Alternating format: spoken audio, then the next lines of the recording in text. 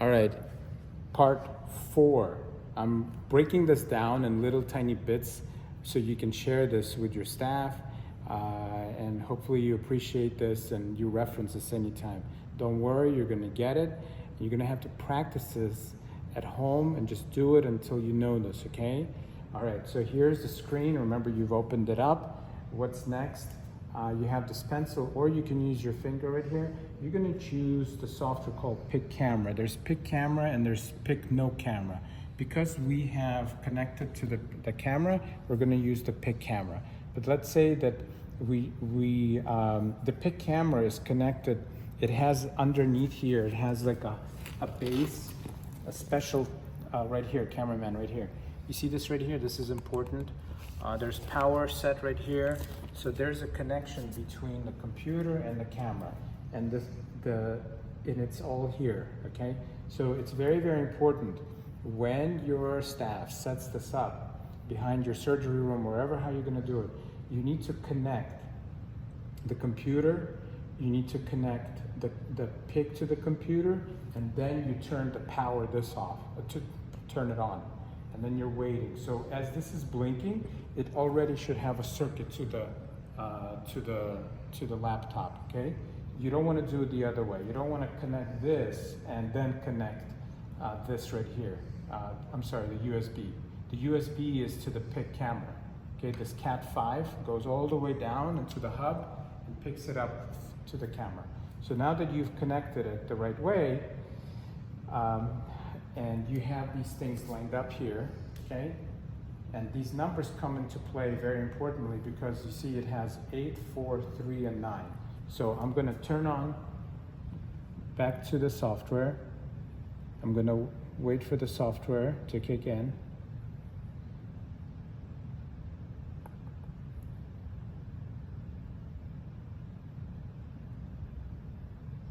Okay. So you see the sidebar right here? This is important that it goes all the way to the right. Let's say that the camera is not connected. It's gonna stop right here. It's gonna be a problem. Okay, so you need to have the camera connected to the laptop, okay? When the bar hits all the way to the edge, to the side, it thinks a little bit longer, but don't worry, it goes, and this is the screen, goes next.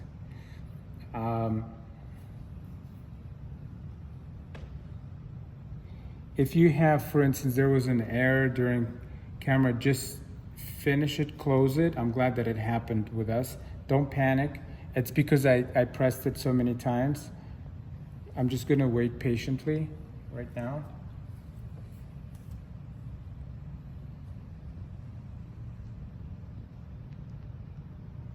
And remember, this is not blinking anymore, meaning this is solid green. So you don't wanna start the software unless this is green, okay? So it's going faster now because I touched it so many times. Okay, so now is the screen. What you're seeing here is all my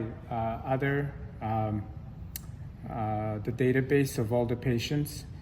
I don't know how to delete it. I don't really want to play, but I'll let you kind of like figure this out. You don't really need, it doesn't really matter if you have it or not, but let's say that I want to start a new case. I'm gonna add plus. And under remarks, I'm gonna write the patient's name. So let's say this is training. And the last name is gonna be Mr. I choose upper arch or lower arch. So I'm gonna choose upper arch, and I'm going to press this right here. You see this right here? And now it's gonna tell me, okay, what's the position of the implant? So I'm gonna write 3, and I'm gonna say, you're gonna choose, it's always gonna be Brandemark, multi-unit 4.8. The scanned body is gonna be, and this is gonna be, we chose plastic all the time. It depends on how you tissue scan intraorally. Remember, you have to have the soft tissue scan with whether you're using Nobel white caps. I can share with you that knowledge as well. But this is important. The numbers on this, see how it says 9, 3, 4, 8? So I'm gonna choose 9, next. Then I'm gonna change this to plastic.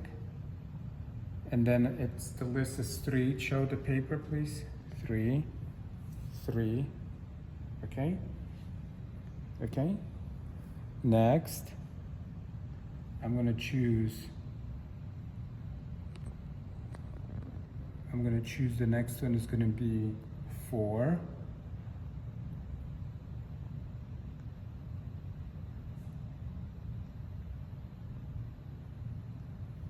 And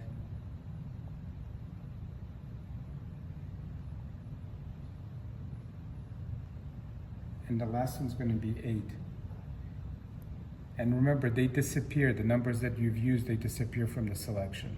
So now I've chosen these things, and you can see the numbers here as well written 9, 3, 4, 8. You can choose based on, like, you can be 0, 1, 2, 3, 4. I just chose the ones that, you know, were nearby. So what I'm going to do is right now, I'm going to scan this, and just to make sure that these surfaces are clean. You can do this before the surgery. You can have your assistants do this. But you're basically checking, you've pulled them together, and remember, this is the order that you have to follow, okay? You cannot mix this now differently. It has to be together, like this, 9, 3, 4, 8. You can't put the 8 here, all right? So the next step I'm going to do is I'm going to press this camera right here. I'm going to pick up. Notice in the position right here, it says 3, 6, 10. This is your teeth, okay, positioned. And now I'm going to verify that these are nice and clean. So take a look how I'm gonna be scanning. Watch this, I'm holding this, right? And look at the screen.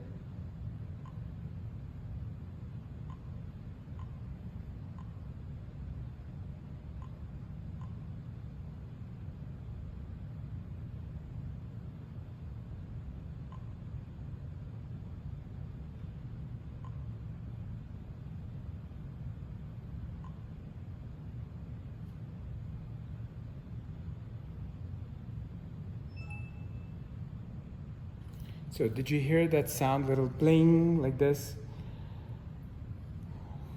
So now you can just press the double arrows.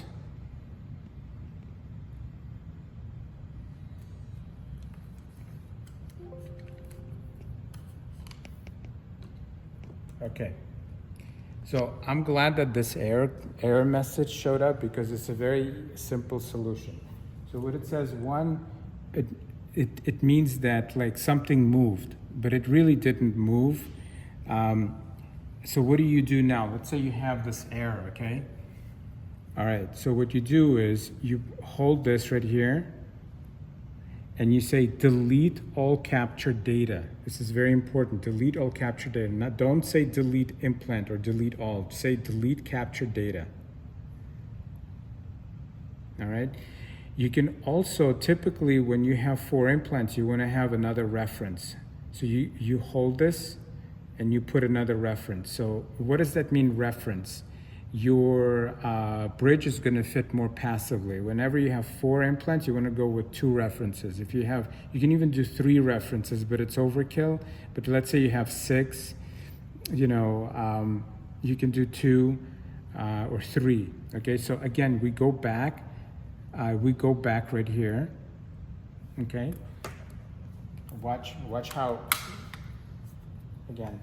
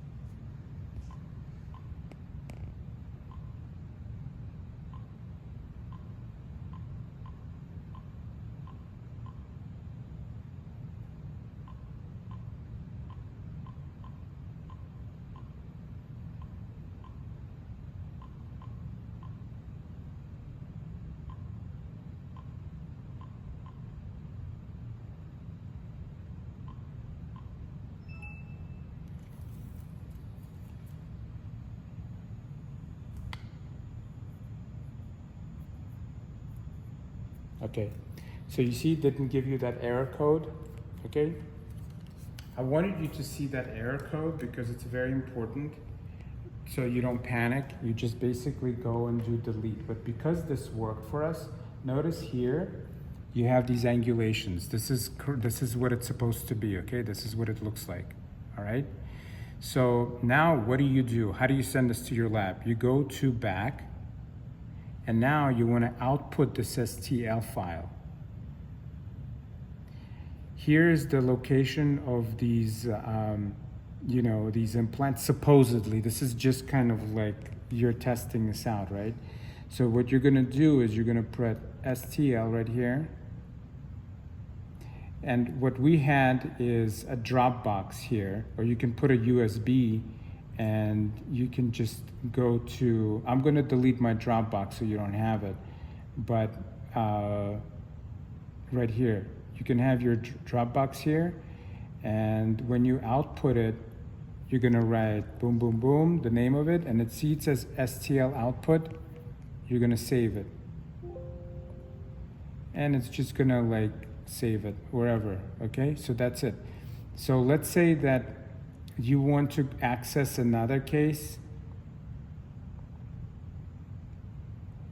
You just press the box right here, and you have, this is a patient that I scanned in, and it's gonna pick it up.